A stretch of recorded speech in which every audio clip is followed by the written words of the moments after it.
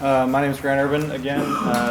Six of us are going to speak on behalf of the whole studio who is all part of this design. And we are the Net Positive Studio at K-State. Our intent this semester was to eventually research and design an affordable net positive home to strengthen and sustain rural communities. So we're going to talk a little bit about our research, about the neighborhood research of St. John and where we're going to be constructing this building, this home. Talk about our process and how we developed this process over the course of the semester, and eventually get to the design of the home and provide a viable solution for this housing issue. So to start off, we're going to run through our research. Before we design anything, we need to understand what the problem is and what we're trying to solve. So that's really what this is geared towards. So we first identified that there is a scarcity of homes. The homes that exist are poor quality, and a lot of them have high energy bills just because of the poor quality. So we did a lot of research. We went through, we had this giant spreadsheet understanding every house and what the value is, how old it is, and we mapped out a lot of these identifying data. So one of these is looking at vacant lots versus homes for sale and homes sold in 2016 to 2019.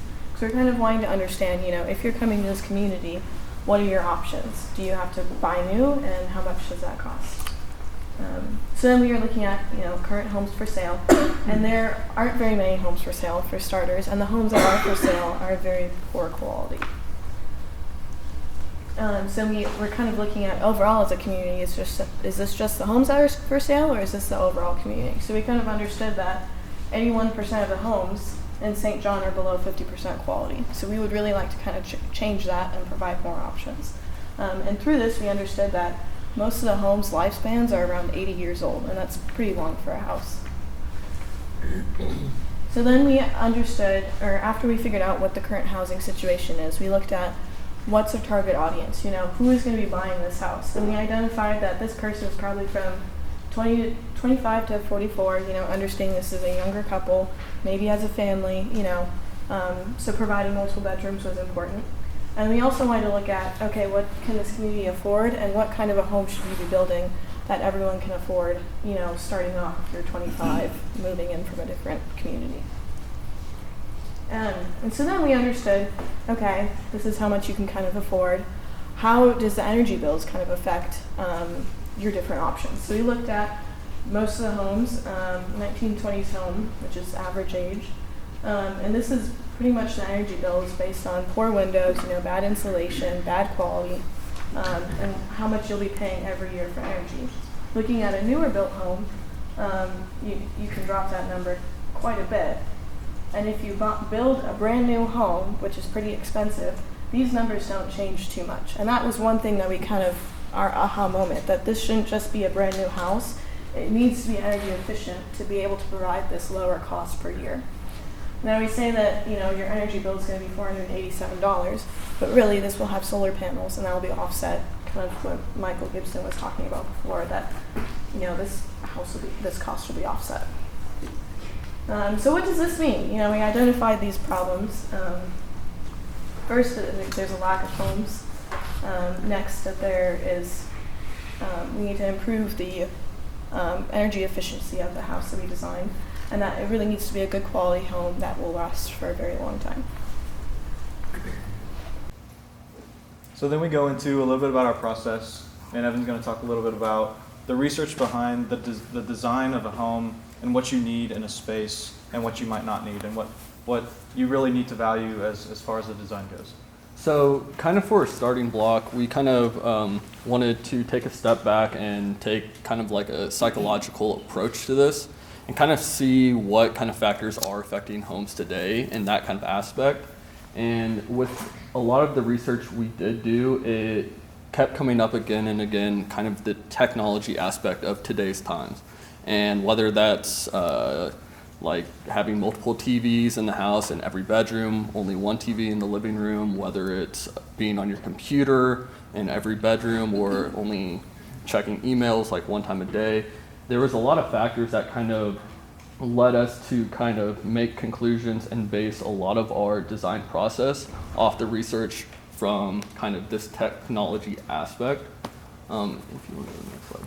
And this is kind of our key concepts that we came down to from that kind of psychological approach. And basically, our big idea is creating that central core, which is that central social space. It kind of brings everybody together in the center of the house. So if you are doing something on the computer, you have that space to where you can still like interact with another family member.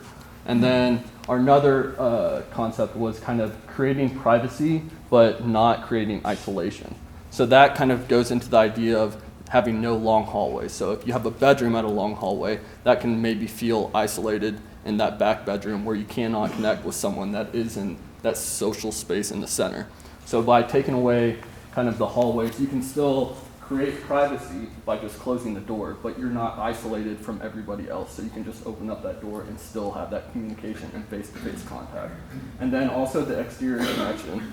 A big idea with this was having that central space and then having that view to the outside. So whether that's means like improving mental health, having that vision outside, having that connection with nature, it kind of ties everything together, going back to that central space and that social space that kind of carries all these ideas.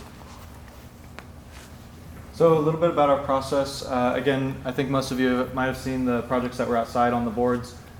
We condensed from 14 different schemes, individual schemes from each of the students, down to 6 schemes through a pretty iterative process where we were taking good feedback, maybe negative things that we didn't necessarily need in the home, a lot of different models being made, doing simulations on how these buildings would perform. So we came down to these 6 designs, which you guys got to see, and really started to hone in on what is it that this design is really going to start to encompass. So we started with, this site. It's at the corner of 8th and Broadway, just a little bit to the northwest of here. And so we're starting with this pretty large parcel, and it's only a 1,000 square foot home.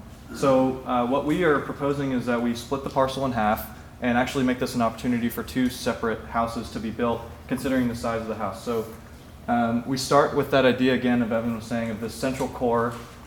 We want to keep the form of the building fairly traditional. We got a lot of feedback that we want to keep this, style that St. John has. It's a very traditional gable frame. You have a front porch and a small backyard and this triangular roof structure. It's a very homey feel. And what we wanted to do with that is in the central core where the living room and the kitchen and the dining room is bring down that roof a little bit and create an opening in the top for a clear story so that you can bring in some natural light into that core. Then we want to explore the separation of that bedrooms, but not isolation. So we start to plug in these 2 masses into that central core, one of them being a 2-bed, 1-bath, and the other one being a 1-bed, 1-bath with a master and an ensuite situation. Bringing those together, again, that idea of privacy without isolation. But then we wanted to also explore, this home needs to be expandable for the size of the family that comes in. Given some other constraints that we were considering throughout this entire process, we always wanted to be able to easily expand to a 4th bedroom. So we have a very interesting situation that we'll get to when we get to the plan, where we can expand to the west side without having to add more than about 8 feet of hallway. Again, our process of starting to dig into what do people like, what do people see in a traditional home. We wanted to extend these overhangs to create a small front porch and also extend one in the back to create a small back patio that gives that exterior relationship. And that exterior relationship comes in the form of opening up that wall to a lot of glazing, allowing a lot of natural light in on that north side, where also being very private in the backyard that's not open to the street. And it kind of creates a little bit of privacy for yourself. And then also opening up the southeast corner to allow in direct solar gain, which will help with our energy efficiency and provide a lot of natural light coming into that central core. So I don't know if everyone heard, I'm the interior architecture and product design student that's been looking at this as well. And I've been kind of looking at different things that really make a house feel like a home. And so the 3 main things that do that are like a storage space, display space, and then depending on if it's like a closet or an entertainment, some like extra function. So in the closets, there would be some storage space, whether that be drawers most likely, or some cabinet space, some display space of some sort, and then also hanging space for clothes as well. So those would be in both of those guest rooms, kids' rooms in the back, as well as the his and hers options in the master as well. So just looking at how these pieces can be the most efficient and how they can store things, display things, and make the users feel really comfortable. Also looking at the entertainment space in the living room. That is a big space that can be used for storage, whether that's games, DVDs, anything really. So that could also be the drawers or the cabinets, and then possibly also having some display space as well for picture frames and such. And then possibly exploring something in the dining area as well, whether that be like built-in storage seating. Maybe you can just pull up a table to that space and you only need to provide 2 chairs with the table rather than a whole dining set with 4 or 6 chairs around a table. And then you're also getting the benefits of having all the storage underneath as well. So now we're going to go into a little bit about the design of the home that we've been working on the past few months. So whenever we were selecting the materials for this, we really wanted to draw local inspiration. We didn't just want to put something that wouldn't fit within the neighborhood. So some of the features we were looking at included, wood siding, metal siding, and then another wood panel. And then we just derived our exterior materials from that. So this is the site plan. We had a landscape architecture professor help us with this. We were looking at kind of expanding this back porch area and providing some more trees. A lot of what she said was, okay, look at the context and see, are there trees lining each side of the roads? If there is, add those in. So we're just kind of trying to provide some foliage so it feels more like a home. We also want to provide low maintenance and local plants that if this was duplicated another time, it'd be very easy to provide that. Another feature in the back of the site is a bioswale that we will put in the back. That will be used for draining and such, and we can have natural prairie grasses there. Okay. So with the design, we really want it to perform well in terms of the energy it consumes. So we conducted both a daylight analysis and an energy analysis on this home, and we were concerned both about. Let me restart.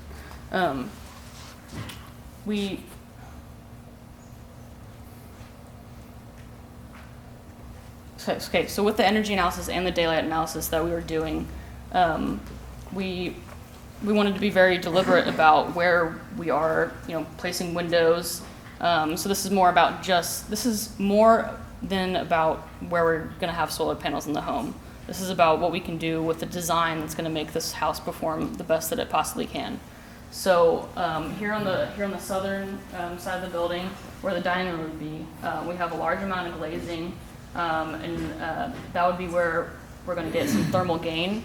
And thermal gain is essentially ways in which the interior of a building can gain heat without using some of the internal heating devices. So therefore, that would decrease the amount of energy a home uses on heating costs. And then also the placement of the windows on this side of the building, on this northern side of the building, allow for natural ventilation. And that would therefore drive down a lot of the cooling costs that the home would have. So the next thing I want to talk about is the daylight analysis. So what the daylight analysis tells us is about how much the spaces use artificial lighting. So you can see how yellow this is here in the south corner. You can see where that thermal gain is happening, but then you also see that the spaces that really need natural daylighting have it. And what the daylight analysis does is it gives us a number. It's called the daylight factor, and that number tells us how well lit the space is and how much artificial lighting that space would use. So our daylight factor is 2, and 2 is a really good spot to be at because it means that we're not using too much artificial lighting in this home, and that on a really nice sunny day, it's going to be well lit, and you don't need to turn on any of those artificial lights. Okay. So now we're going to look at some renderings of the space. A big thing that we were wanting to focus on was the connection to the outdoors and how that connection relates to the inside of the space. Now just a little quick tangent. So whenever you're sitting down in your living room, I'm sure a lot of you have noticed this, there's always that certain time of the day where you get large amounts of light just kind of glaring in. You have to either change your seats if you're watching TV. You can't even see the TV because there's light coming in. And we're very deliberate about trying to figure out the best way to have that natural light coming in, as well as how it connects with the outdoor space. So instead of having lots of glazing on the south side coming in, we really wanted to focus on that northern aspect that a lot of houses usually don't try recognizing because they usually want direct solar light into the house.